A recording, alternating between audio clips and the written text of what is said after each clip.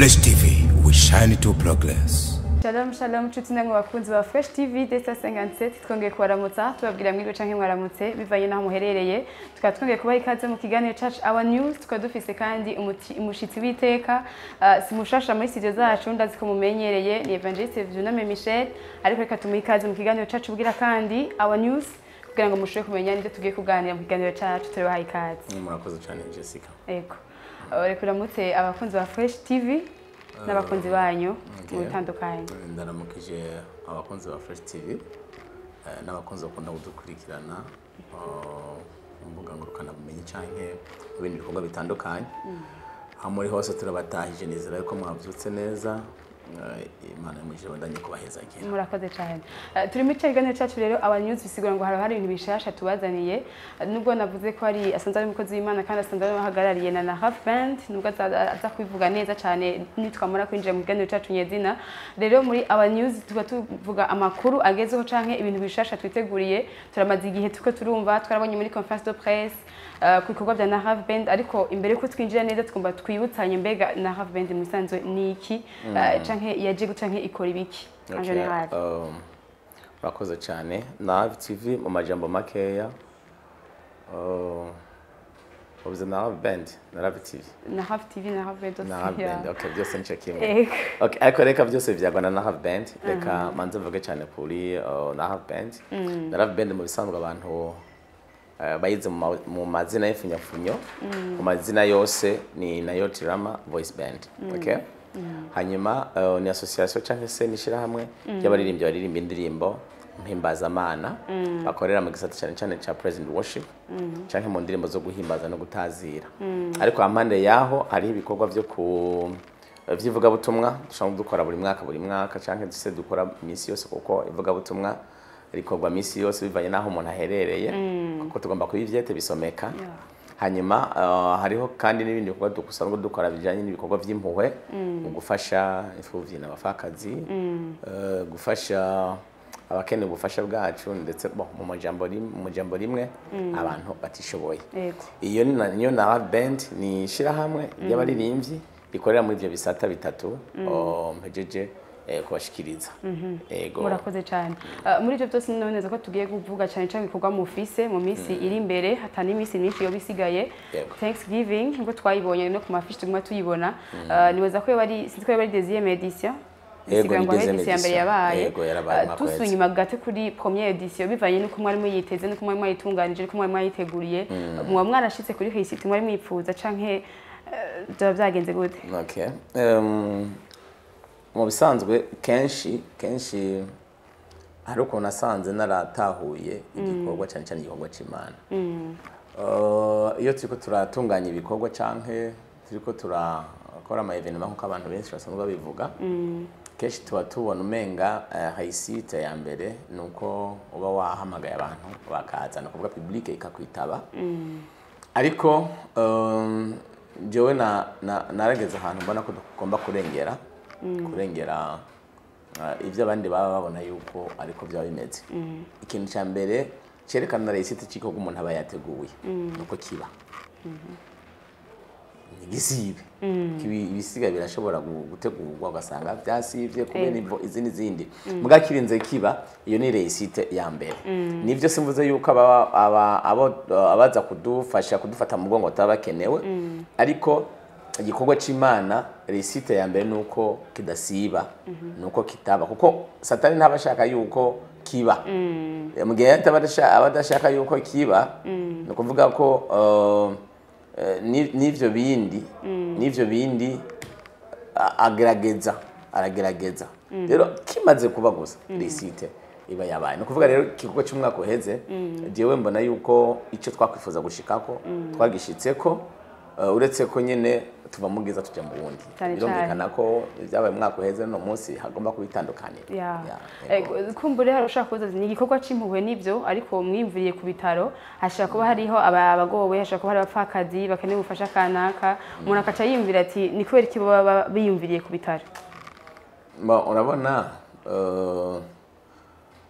sinavuga ko iki twimviriye ku bitaro ariko icambere nashobora kuvuga n'ahantu haba ari abantu umuntu ashobora kuraba akabona ivyabo utarinze kuja mu bintu birebire n'ahantu haba ari abantu bari ahantu hamwe ushobora kubaza inkuru zabo ukazimenya vyoroshe kuko nk'abandi baba bari mu mitumba hehe bisama rusansuma guca kwa nyumba kumi kuruka ku mukuru w'umutumba donc usanga bisaba ibintu vyinshi rero nibaza ko twafatiye kubiboneka bigaragara bidasama amatohoza menshi kuko twinjiye mu biro birongoye ibitaro baratwereka ibi biriho biboneka twofatirako tuce tubona ko twokora muri iyo façon nyene ego kumbe arashaka ko yabanya afisha akavuga ati okay Thanksgiving zara baro 18 est-ce que niho hazoca baba umwanya wo kuja ku bitaro canke nugira ngo bahabe igikorwa cyo gutegura noneho hagire na contribution abantu kana kashaka kuba afite umutima wo kwifatanya namwe kugira ngo umunsi wo kushika kuri ibyo bitaro bazoshobore kubana namwe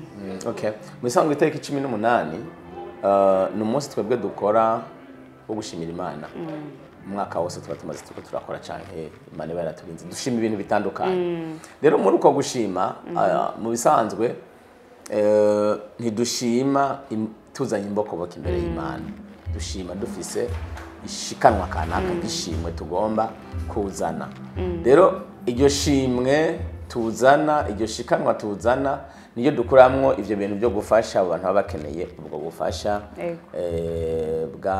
bwacu no kuvuga ko uyo munsi aba ari nk'umunsi wa nyuma wo kwegeranya ibikenewe kugira ngo dushobore kuja gukora igikorwa cyo gufasha no kuvuga ko si wo munsi tuzogira ku bitaro tuzogenda tariki 22 tuzogenda tariki 22 niho twasavye ko ariho twokoresha igikorwa uyo munsi no kuvuga ko 18 ni nko kwegeranya ibikenewe byose kugira ngo dushobore gukoresha igikorwa mugabe bifatanye na concert bifatanye na concert novuga nayo nyene igira kabiri edition igira kabiri ya Nara Band hazoba hari umwanya mwiza cyane murakoze cyane aho ushaka kuvuga ati je no kwifuje kwifatanya na mugabo ku buryo bw'amafaranga ntayo mfise tuva ko azoja kurihira abantu byanse ko basohoka bitabo kumvo yuko amafaranga ataronka amafaranga yo kuriha ayo havuga ati abagwayi barashaka kukena gasukari ashaka kukena dusabuni ashaka kuduhuzu ati jewe nivyo mfise numva no kwifatanya nane nkashikana ibi ese ko umuntu waza wemeye kubibashirikana kugira ngo bikunde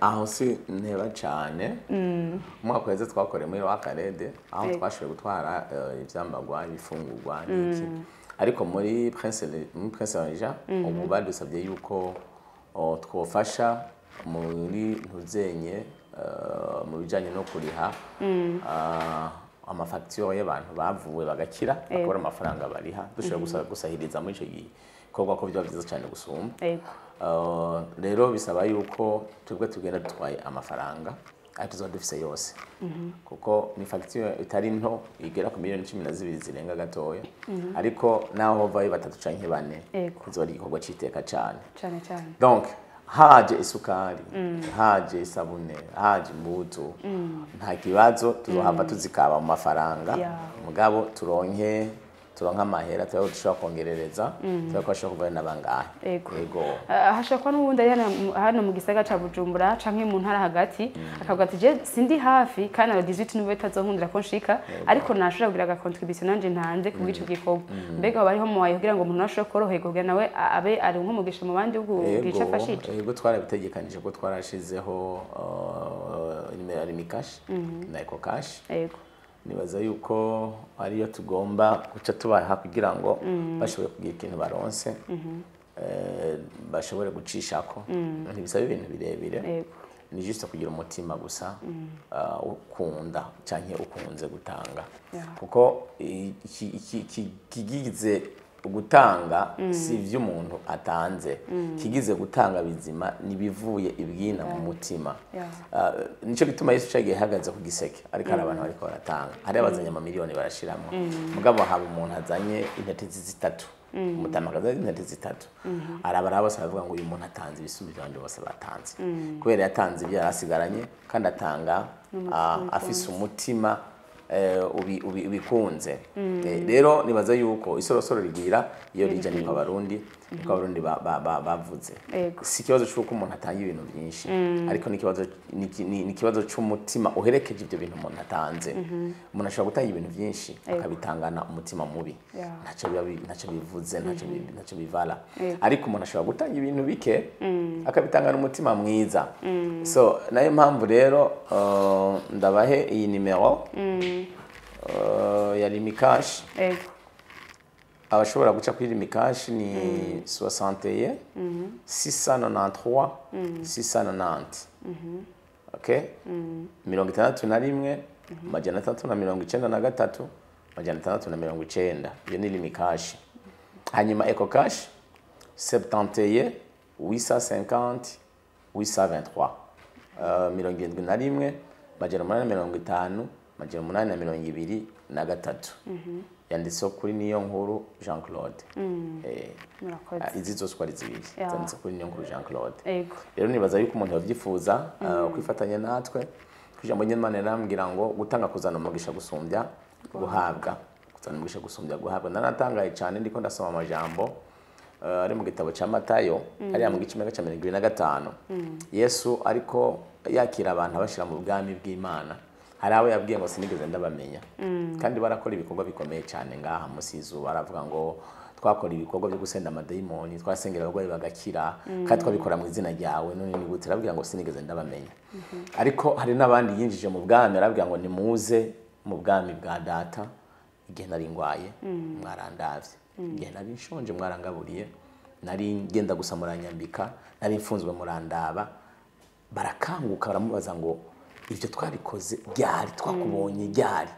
Abwira ngo ujye umwe mwabikoreye wo hasi inyuma y'abandi yari jewe, nimuze mu bwami bwa data. Mu yandi majambo Kristo Yesu azokoresha kwinza abantu mu ijuru sizo twiteze.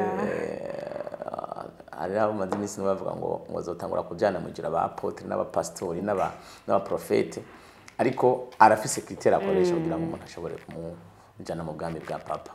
Rero nibaza yuko ata muntu yo kumva iyo kode cyangwa se ako kanyegezwa banga gashobora kumutuma Yesu amwakira ngo areke kugakoresha.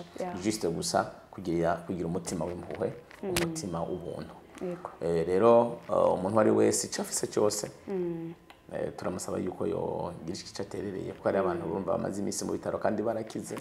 Kandi gusaba babuza amafaranga bari ha bakeneye kujya mu miryango yabo. Cyo ari igikorwa citeka cyane bishobotse le 22. Tukaronka nabangahe bashobora kuvayo. Je nakwifuza ko bashobora kuvayo bose kugira ngo mu minsi mikuru baze basangirire hamwe n'imiryango yabo. Kandi bavuga ati hari abantu b'Imana bagize ikintu bakora. Murakoze cyane reka mu kurangiza ikiganiro cyacu mutwibutse kuri 18 aho ikorwa kizobera n'amasaha kugira ngo n'uzoshaka gushika nawe azanye nishikamwe kugira ngo shimire Imana mu Thanksgiving azoshoye kuhaba. Itariki 18 zo turi ku isare bita Rama Center. Rama Center n'ahantu hafi yo ku abantu bazi kuri Kazuba Center, urenganye ku ikomine ya Ntahangwa umera nk'uduga Gitega cyangwa se iwabo n'abantu. Ni hafi y'ahantu bita kuri Robert ajya mu koko ko haruguru ucibona pancarte yanditse ko Rama Center. Isaha 9 tuzotangura. Kenshi vraiment dukunda kwihenda ku masaha, kuvuga umuntu azoza yacerewe ashobora kubura ikibanza cyangwa sanga tugeze hagati. Hanyuma rero ku muntu wese ni kazi tuzorisha mugabo twifuza ko abantu bazoza bafise ishikanwa gishimwe, kuko amezi 12 arangiye Imana igukorera. Uhabiye abantu baba baragiye bandi barabe n'ibibazo ukiri muzima. Juste gusa geste yo kuvuga ati Imana warakoze. Murakoze cyane. Murakoze namwe. Inshuti nange bakunzi ba Fresh TV murumva vuga igikorwa twese kituraba. Ushobora kushiterera, ushobora kuvse kuzohashika, murahawe ikaze mwese. Tubutsa kandi kuzamuragira like, share na subscribe mushobore kubandanya mukurikirana ibiganiro byacu ku bwinshi. Murakoze.